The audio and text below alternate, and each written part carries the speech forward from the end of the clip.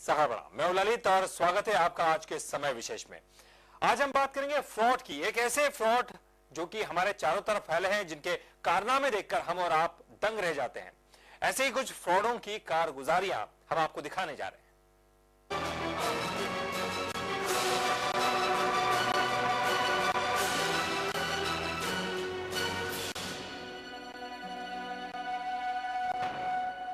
Fraud करना है तो वेश भी बदलने पड़ते हैं। भोपाल में एक गिरोह ऐसा पकड़ा गया जिसके सदस्य शादियों में बाराती या फिर घराती बनकर जाते थे और वहां खड़े वाहनों पर हाथ साफ कर देते थे। ये वह आरोपी है जो शादी समारोह की खुशियों को ग्रहण लगाकर रफू चक्कर हो जाते थे। दरअसल पांचों आरोपी शादियों में अच्छे कपड़े पहनकर शिरकत करते थे। कभी बाराती बनते तो कभी घराती, ताकि किसी को शक ना हो, और मौका देखकर शादी में आए मेहमानों की गाड़ियों पर हाथ साफ कर देते थे।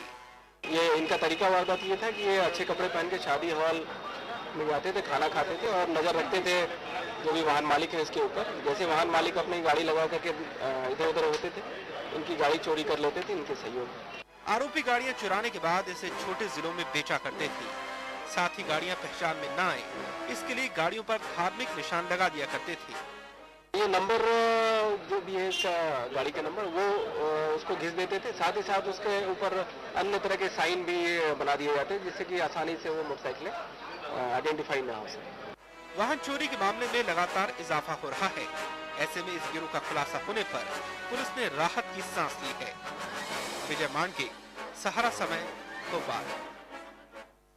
फ्रॉड का एक मामला भोपाल में और सामने आया, जहां एक पति ने अपनी पत्नी के मायके वालों को फंसाने के लिए अपने ही अपहरण की कहानी रच डाली। सुरेश और विजय, यही नाम है इन दोनों भाइयों के, जिन्होंने पैसा हासिल करने के लिए खुद के ही अपहरण की कहानी रची थी। नजीराबाद थाने में 5 फरवरी को विजय गौर ने रिपोर्ट की थी कि उसका भाई सुरेश कोर्ट की पेशी के लिए बरैसिया गया था, लेकिन वापस नहीं लौटा और सुरेश के मोबाइल से किसी अज्ञात व्यक्ति ने फोन कर उसे 2 लाख रुपए की फिरौती की मांग की है। नजीराबाद में रिपोर्ट लिखी गई थी 5 तारीख को। ये रिपोर्ट की गई थी कि सुनील गौर, ये जो कि मोटर बाइंडिंग का काम करता है, वो कहीं बाहर गया हुआ है और वापस घर लौट करके नहीं आया। और उसके फोन से घर पे सूचना प्राप्त हुई थी कि 2 लाख रुपये आप दें, उसके एवज में ही इसको छोड़ा जाएगा। इस पर से अपराध पंजीबद्ध हुआ। अपहरण की घटना सुनते ही पुलिस प्रशासन के होश उड़ गए। दरअसल सुरेश की पत्नी ने उसके खिलाफ दहेज प्रताड़ना का मामला कायम किया हुआ है। तो कोर्ट ने सुरेश को पत्नी के भरण पोषण का आदेश दिया था। पत्नी को पैसे ना देने पड़े, इसके लिए उसने पूरी साजिश की थी। पता चला कि अपहृत व्यक्ति का विवाद अपने ससुराल वालों के साथ था और कई केस और मुकदमे इसके ऊपर, अपहृत के ऊपर दर्ज किए गए थे ससुराल वालों की तरफ से। और अपहृत के दोस्त से भी जब पूछताछ की गई तो बताया कि हाँ, उससे बातचीत लगातार हो रही है और इस पर से शंका हुई। और अन्य स्रोतों से हमें जानकारी मिली कि ये अपहृत ईट खेड़ी में उपस्थित है, जिनको हमारी टीम ने धर दबोचा। सुरेश और विजय अपने मंसूबों में कामयाब हो जाते, लेकिन सोनू ने इस पूरे मामले पर से पर्दा उठा दिया और अपहरण की इस अनूठी कहानी का खुलासा हो गया। सुरेश को कोर्ट से भी न्याय मिलने की उम्मीद नहीं थी, लिहाजा उसकी कोशिश थी कि इस घटना से उसके दोनों काम बन जाएंगे, लेकिन उल्टा वह अपने ही बुने गए जाल में फंस गया। विजय मांडके, सहारा समय, भोपाल। जागो।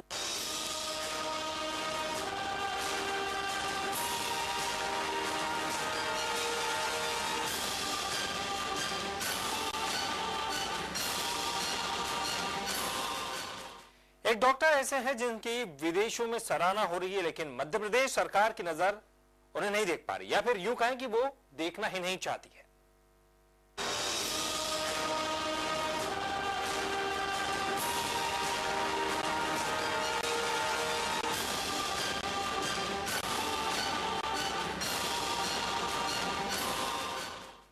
जहां 1.5 साल पहले एक डॉक्टर एक मरते हुए इंसान के लिए भगवान बनकर आया था और इसी कारण उसकी चर्चा हो रही है। भोपाल से विजय मांडके की यह खास रिपोर्ट।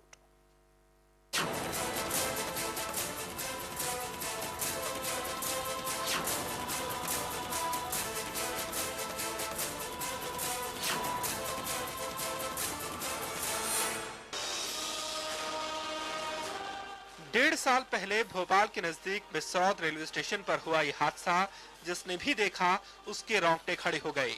लगा जैसे खुद उसका ही मौत से सामना हो रहा है। रेल ट्रैक पर पड़ा एक लड़का करहा रहा था। खून से लथपथ इस लड़के को बचाने फौरन डॉक्टरों की टीम आई।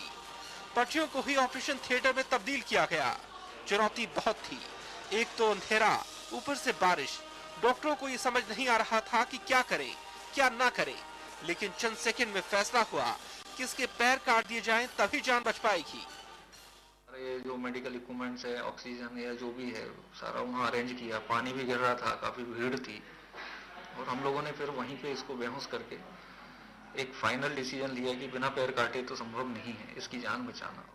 पैर काटने के बावजूद अब ये लड़का नकली पैरों के सहारे खड़ा है। इसका नाम है मंगरिया। मंगरिया की जान बचाने के लिए डॉक्टरों की जिस टीम ने मेहनत की, उनमें से भोपाल के एक डॉक्टर RS ठाकुर भी हैं, जिन्हें 18 नवंबर 2009 को दिल्ली में इंदिरा गांधी सद्भावना सम्मान और इस साल 30 जनवरी को बैंकॉक में गोल्डन मिलेनियम अवार्ड मिला है। लेकिन राज्य सरकार ने क्या किया? हमारे राज्य की तरफ से मंगरिया को मात्र 2200 रुपए की एक राशि, वो भी बैतूल कलेक्टर के द्वारा दी गई थी, और 5000 रुपए रेलवे वालों की तरफ से दिए गए थे। इसके अलावा उस बंदे को 1 रुपए की किसी ने ना तो आर्थिक सहायता दी, ना ही किसी तरीके की मदद करी, ना ही कोई बंदा आज तक उसकी हालचाल पूछने आया। जी हाँ, सरकार का कोई नुमाइंदा उनकी पीठ थपथपाने नहीं आया। ना मंगरिया की सेहत जानने की किसी मंत्री ने जहमत उठाई। हालांकि हादसे के समय स्थानीय विधायक जितेंद्र डागा ने चीख कर कहा था कि उनकी सरकार मंगरिया के इलाज का खर्च उठाएगी। डॉक्टर मंगरिया के इलाज में लाखों खर्च कर चुके हैं। आम लोगों ने भी चंदा करके हजारों रुपए इकट्ठा किए।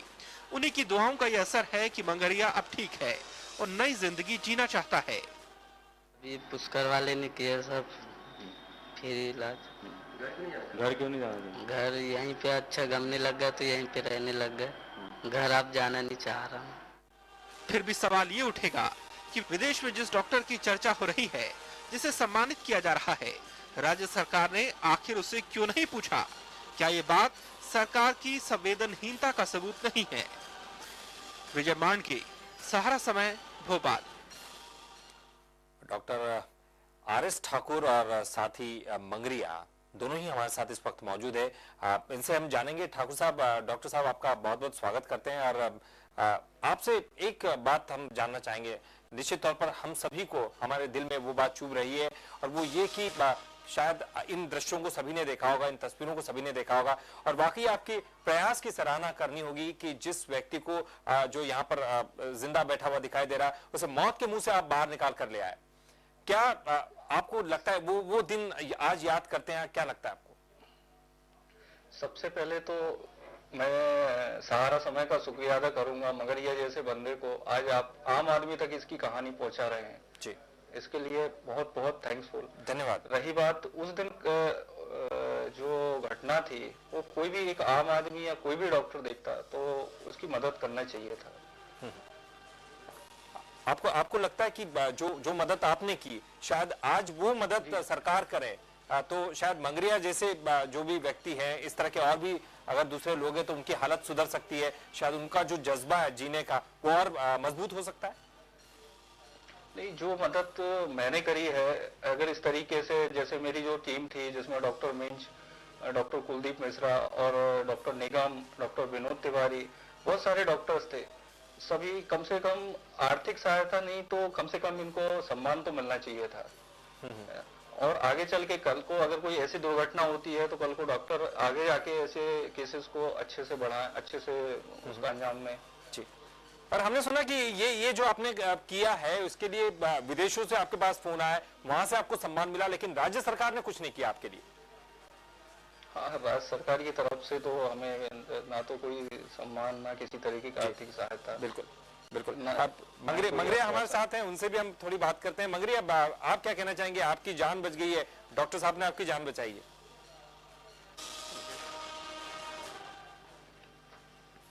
मंगरिया, आप सुन पा रहे हैं? Yes sir. जी, क्या कहना चाहेंगे आप मौत के मुंह से बाहर निकले और आपके साथ बैठे डॉक्टर हैं, उन्होंने आपकी जान बचाई, और आप चाहते नहीं ये घर छोड़कर जाना? नहीं चाहता हूँ सर।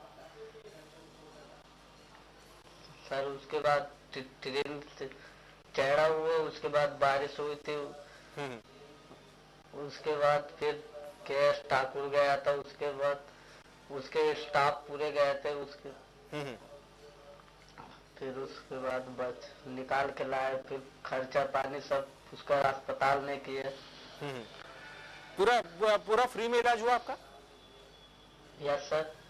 और अब जो पैसा लगता है वो आपको कौन दे रहा है? अभी तो पुष्कर वाले केएस ठाकुर दे रहा है सर।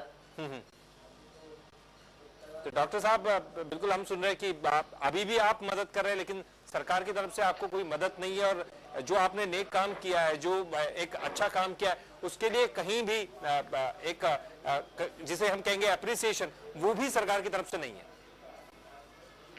नहीं, अभी तक तो ऐसा कोई नहीं है। ये आपको क्या लगता है कि अगर मान लीजिए अगर इस तरह के काम नहीं होते और हो सकता है कि अगर सरकार इस तरफ कदम नहीं बढ़ाती, तो क्या यही वजह है कि आज आमतौर पर जो डॉक्टर है वो आगे आना नहीं चाहते? अगर इस तरह के नेक काम करने का जब मौका मिलता है वो करना नहीं चाहते?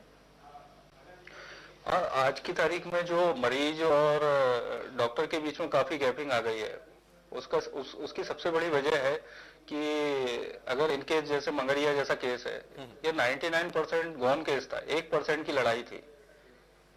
तो कल को हो सकता है, कल को मेरे ऊपर कुछ सवाल जवाब उठ सकते थे, लेकिन ये सब मैंने ना सोचते हुए भी, क्योंकि 1% के लिए भी लड़ा जाए, हम डॉक्टर का तो ऐसा रहता है आखिरी सांस के लिए लड़ता है। अगर ऐसे केस के लिए अगर मध्य प्रदेश सरकार या गवर्नमेंट अगर डॉक्टरों को सम्मान दे या उनको प्रोत्साहित करे, तो कल को हो सकता है कई मगरिया जैसों को बचाया जा सकता है। बिल्कुल निश्चित तौर पर डॉक्टर साहब, अगर आप जैसे और भी डॉक्टर्स आगे आए, इस बात की परवाह किए बगैर कि राज्य सरकार किस तरह का अप्रिसिएशन कर रही है, या फिर और जो दूसरे लोग हैं वो किस तरह से आपकी पीठ थपथपा रहे हैं, आपने एक नेक काम किया, बहुत बहुत शुक्रिया आपका, आप यहाँ पर आए। तो गैरों ने जो है अपना है, अपनों ने उन्हें ठुकरा दिया, लेकिन क्या करे? अगर किसी को नेक काम करने की यहाँ पर अगर कोई अप्रिसिएशन करे या उसकी पीठ थपथपाए, ये काम राज्य सरकार ने नहीं किया, और यही सबसे बड़ा सवाल हम यहाँ उठा रहे। बहरहाल इस खास पेशकश में इतना ही।